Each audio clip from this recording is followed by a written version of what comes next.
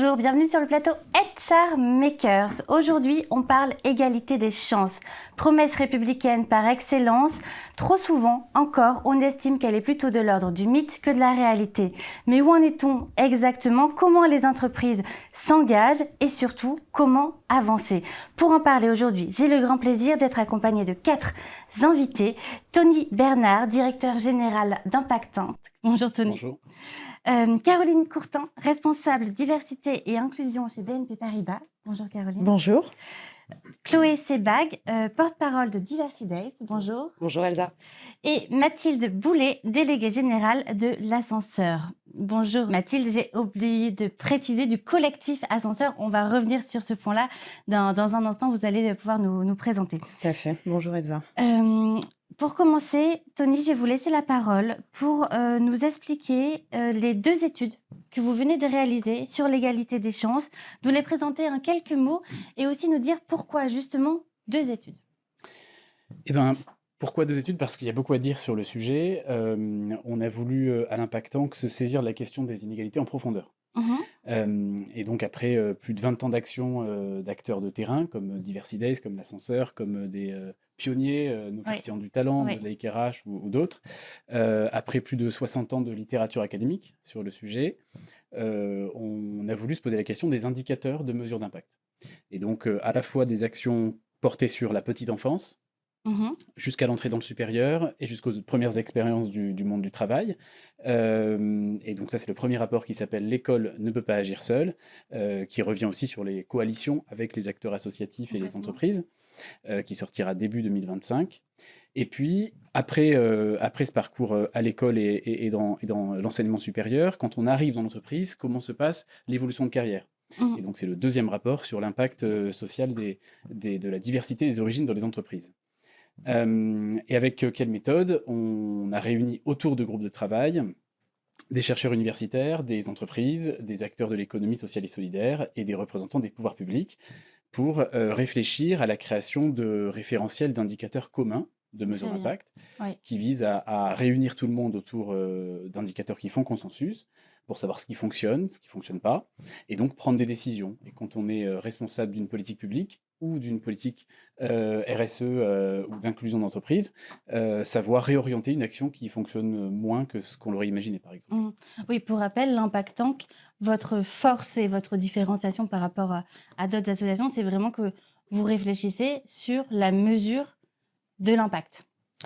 Oui, sur la mesure de l'impact et surtout sur la façon dont on peut à la fois communiquer sur cet impact, à la fois sur la façon dont ça peut être un enjeu de pédagogie auprès du grand public, auprès aussi de ses salariés quand on est une entreprise, et comment la mesure d'impact doit être au cœur de l'action au moment où on conçoit nos actions pour pouvoir piloter, documenter et ensuite augmenter l'impact de nos actions. On va y revenir justement tout à l'heure.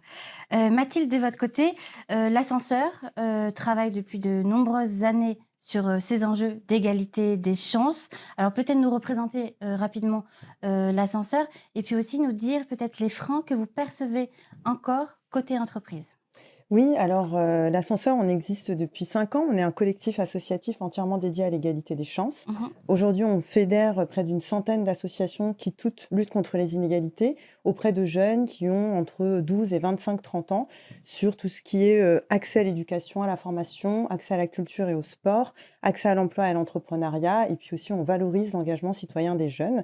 Et ça, on le fait à Paris au sein de notre tiers-lieu qui est situé à Bastille, mais on le fait aussi à travers toute la France, notamment grâce aux antennes de nos associations adhérentes qui sont situées un peu partout en France, mais aussi en Outre-mer.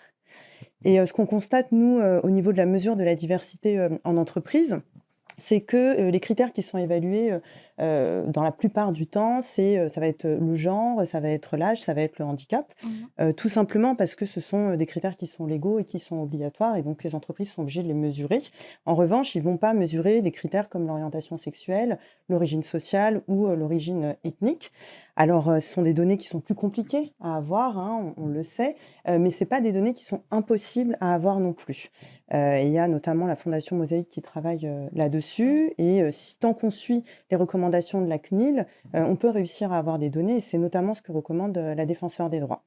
Donc, quand on voit qu'aujourd'hui, il y a énormément de discriminations qui sont basées justement sur ces critères-là, d'origine sociale, d'orientation sexuelle, etc., ça pose la question de l'impératif éthique face à l'impératif légal. Ça veut dire que les entreprises vont s'imposer, on va leur imposer l'impératif légal, mais elles ne vont pas chercher à s'imposer cet impératif éthique, alors qu'elles pourraient prendre un petit peu plus d'avance et se dire pourquoi ne prendrait-on pas en compte aussi cet impératif éthique finalement, parce que c'est là où se trouvent les discriminations. Et nous, c'est là où on a envie d'engager et d'inciter les entreprises à aller. Et pour ça, on peut les accompagner. On peut les accompagner à travers tout simplement des outils de labellisation ou de certification qui vont les aider à mesurer si leur entreprise discrimine ou pas. Par exemple, une entreprise qui va respecter la parité. Elle va avoir 50% d'hommes, 50% de femmes. Elle va estimer que, comme elle respecte la parité, le job est fait sur la parité homme-femme, et puis va plus se préoccuper des discriminations qu'il peut y avoir sur ces femmes qui sont dans l'entreprise. Et la question, c'est de se dire, une fois qu'on a réussi à intégrer des femmes, à intégrer, je ne sais pas, des personnes avec telle origine ethnique, telle origine sociale, comment on intègre ensuite ces personnes dans l'entreprise et comment on s'assure qu'elles sont discriminées ou non.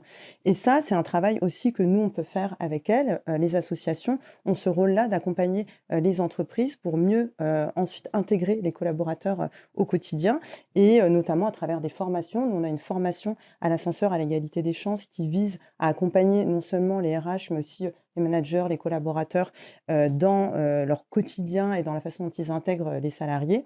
Il y a aussi Mosaïque, la Fondation Mosaïque qui a une formation, la cravate solidaire aussi. Donc c'est vraiment, il existe des solutions en tout cas pour venir pallier à ces problématiques. Oui, que ce soit au niveau du recrutement, mais aussi de la gestion des carrières. Exactement. Par exemple, pour les femmes, on sait, il y a le plafond de verre, mais après, il y a le plancher collant aussi qui peut Oui, exister sur certains. tout à fait. Ok, très bien. On va revenir plus en détail dessus. Chloé, de votre côté, Diversity Days, je vais vous laisser nous expliquer aussi rapidement qu'est-ce que c'est et puis les leviers d'inclusion et de reconversion que vous apportez. Avec plaisir. Alors, Diversity Days, c'est une association nationale d'égalité des chances qui agit pour faire du numérique le nouvel ascenseur social du XXIe siècle. Concrètement, on accompagne des demandeurs d'emploi, on accompagne des entrepreneurs, on accompagne aussi des entreprises pour faire justement en sorte que chaque talent qui le souhaite puisse trouver sa place dans les métiers de demain, quel que soit son genre, son âge, son orientation sexuelle, son origine sociale, ethnique, géographique, son handicap visible ou invisible. L'idée, c'est d'ouvrir le même champ d'opportunités pour tous et toutes.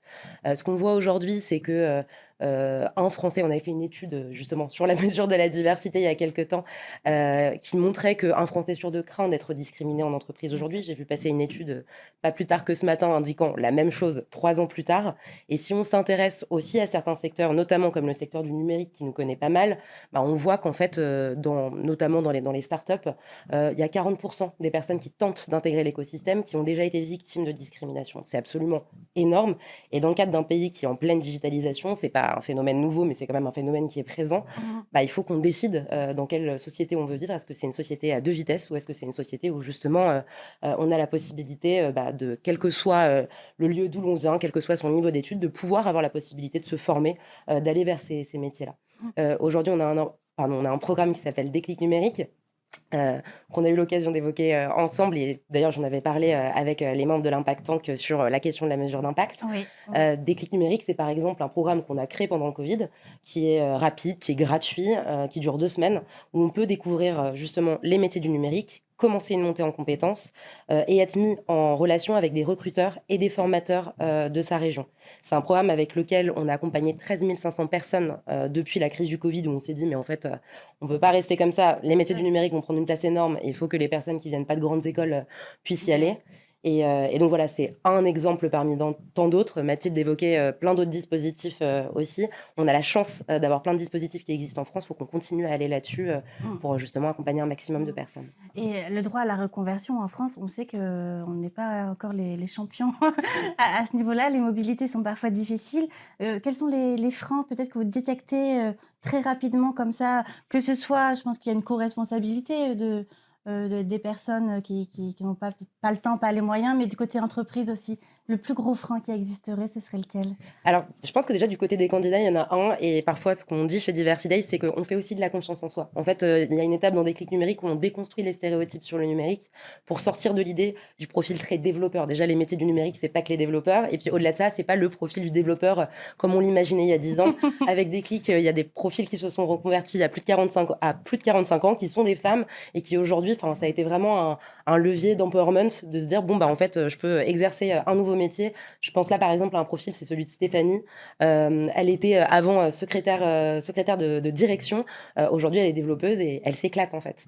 Donc ça, déjà, il y a un premier truc à lever qui sont justement les stéréotypes par rapport au métier et à qu'est-ce qu'on attend par rapport à ces métiers-là.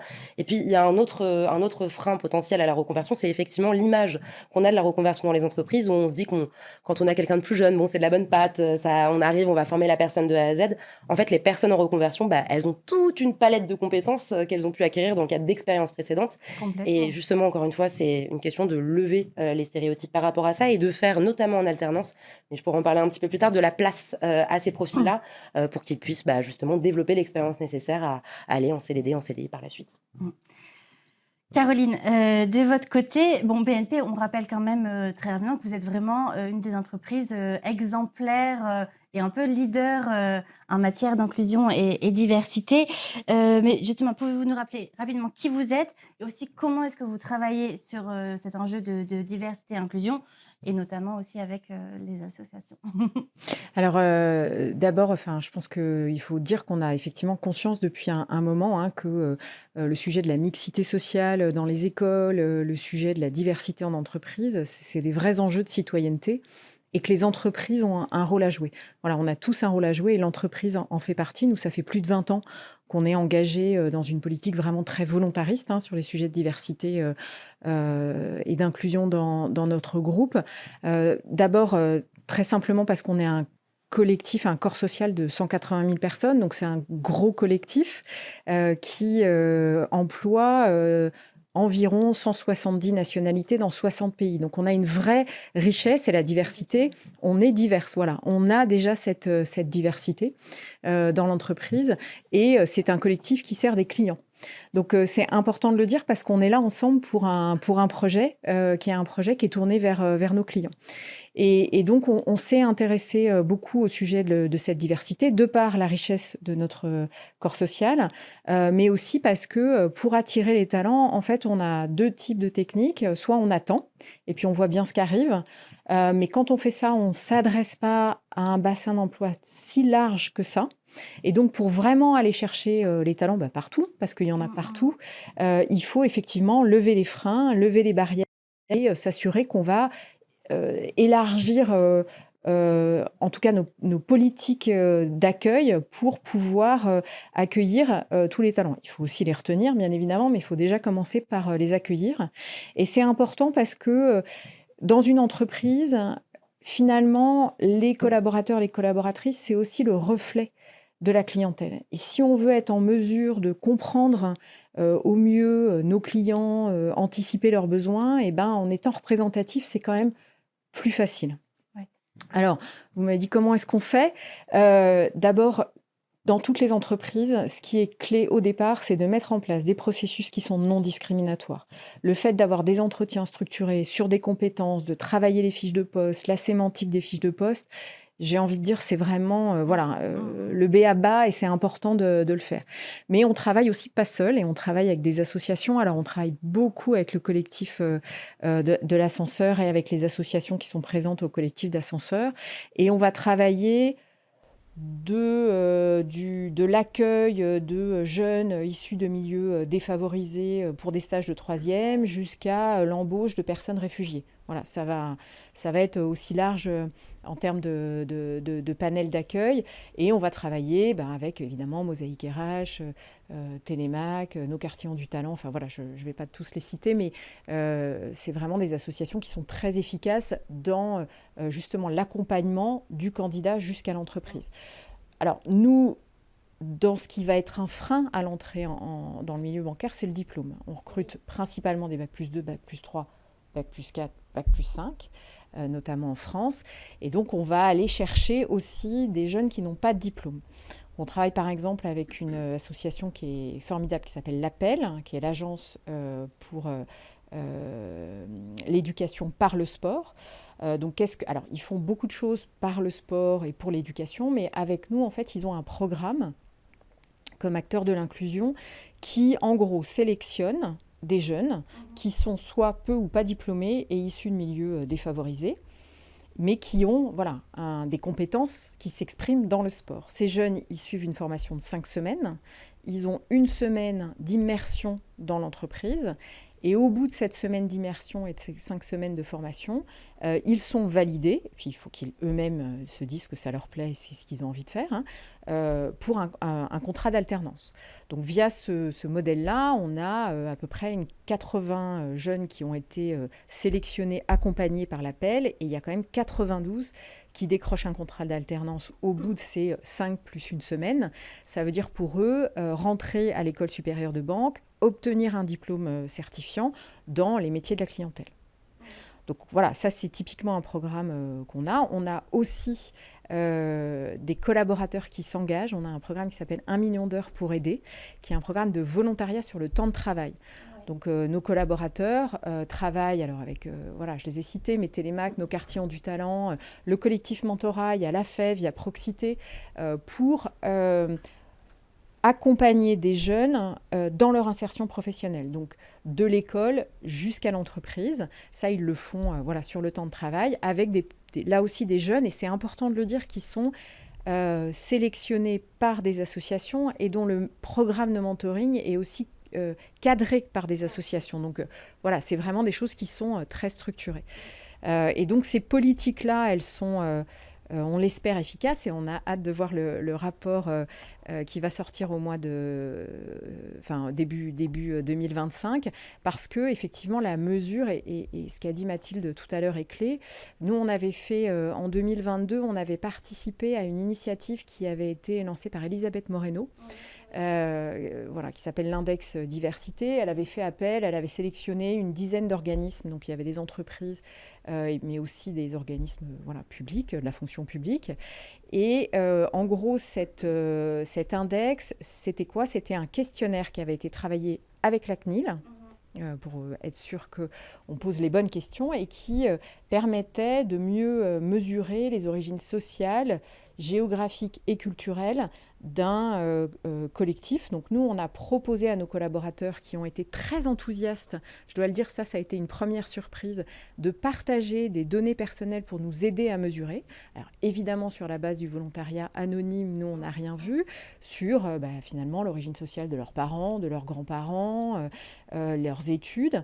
Et ça a été très enrichissant, parce qu'en fait, quand on a fait ce questionnaire, et moi j'encourage vraiment les entreprises à mesurer, on a appris des choses. Ça a été une source d'enrichissement, puisqu'on a découvert à cette occasion qu'un quart de nos collaborateurs ont eu des bourses scolaires sur la base de critères sociaux, et qu'un tiers de nos collaborateurs sont issus de l'immigration, soit première, soit deuxième génération. Donc ça a permis aussi de mesurer le fruit de cette politique de recrutement. Ouais, alors justement, Tony, vous travaillez sur la construction d'indicateurs pour mesurer l'impact au mieux.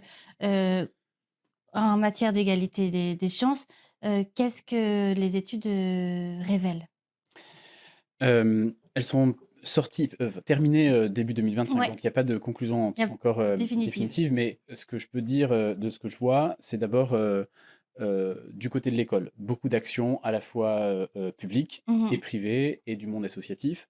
L'école s'est ouverte progressivement depuis 2 siècles à tous, avec l'entrée gratuite et obligatoire, et jusqu'en septembre 2020, l'obligation de formation jusqu'à 18 ans. Malgré tout, des inégalités qui persistent, les enquêtes PISA qui le prouvent chaque année, et puis la dernière étude de France Stratégie en septembre 2023 qui montre que seulement 27% d'enfants de familles modestes entreprennent des études supérieures après 7 ans après leur entrée en sixième. Donc du côté de l'école, des inégalités qui persistent.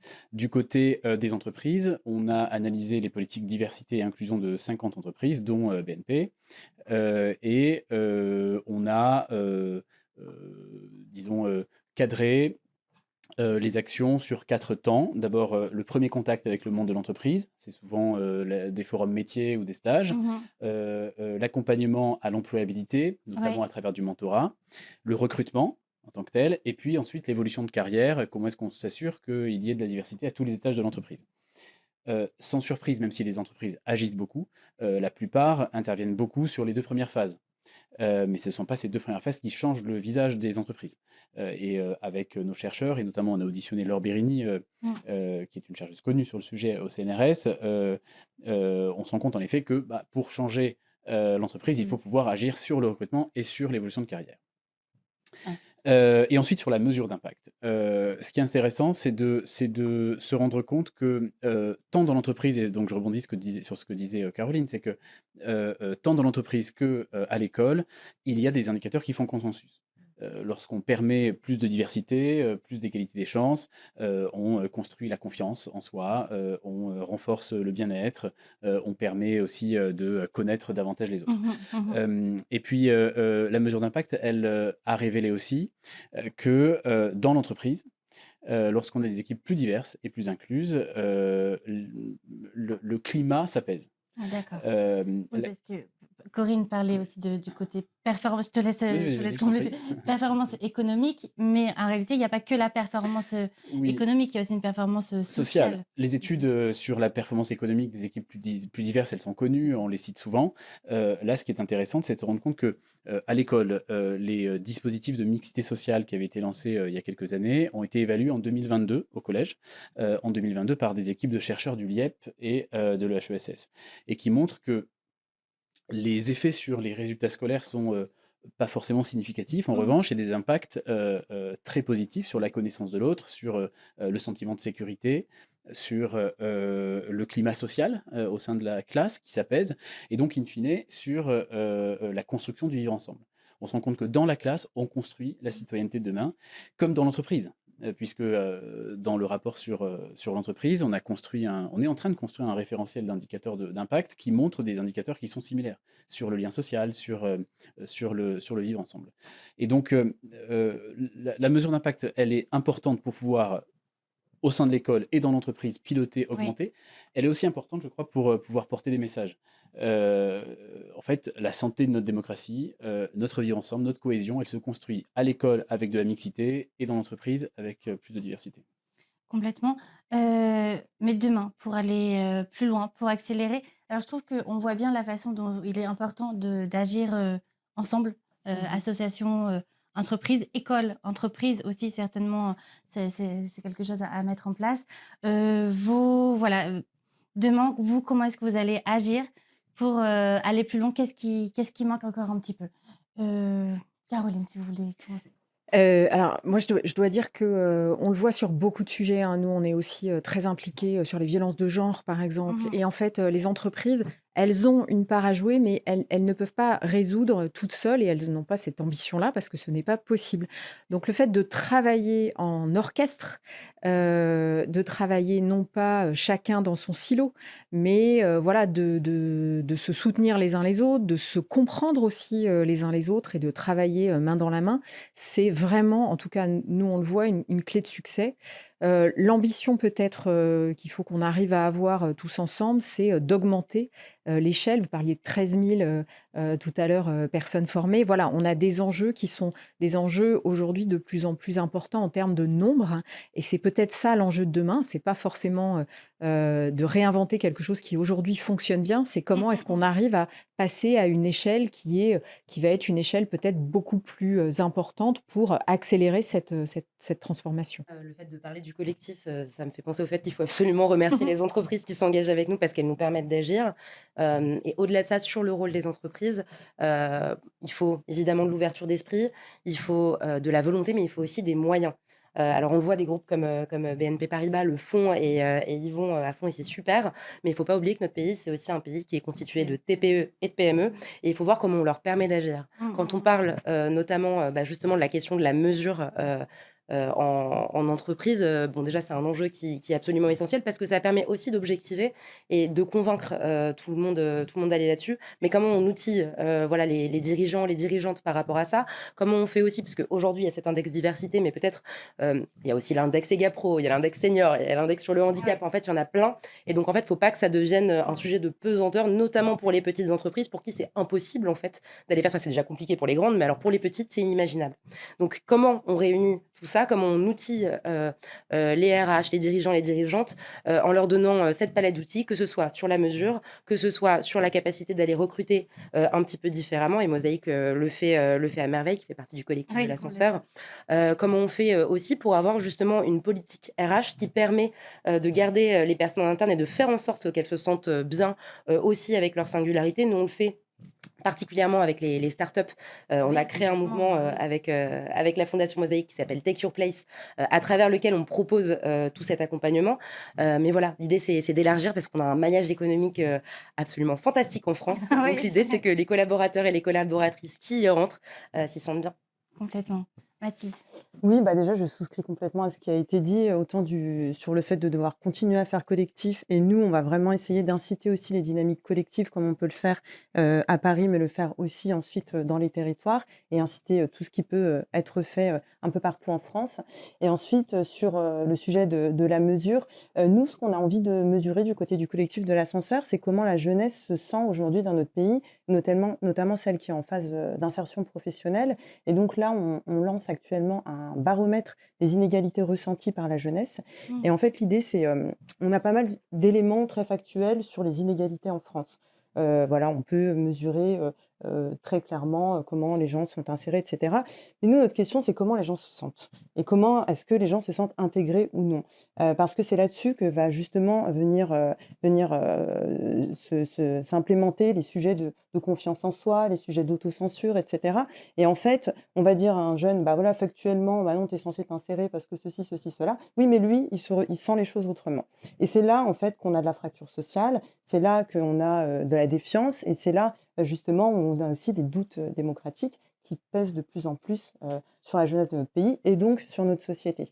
Et nous, on a cette volonté d'aller mesurer ça pour ensuite pouvoir venir répondre en fonction des éléments saillants qui seront ressortis de cette étude par des recommandations très précises qui vont pouvoir venir aider les entreprises à mieux répondre à cette jeunesse, aider les assos avec lesquels on travaille aussi à venir apporter des solutions, mesurer ensuite l'impact de tout ça. En tout cas, on veut essayer, nous, d'avoir une mesure plus en proximité des jeunes qu'on accompagne.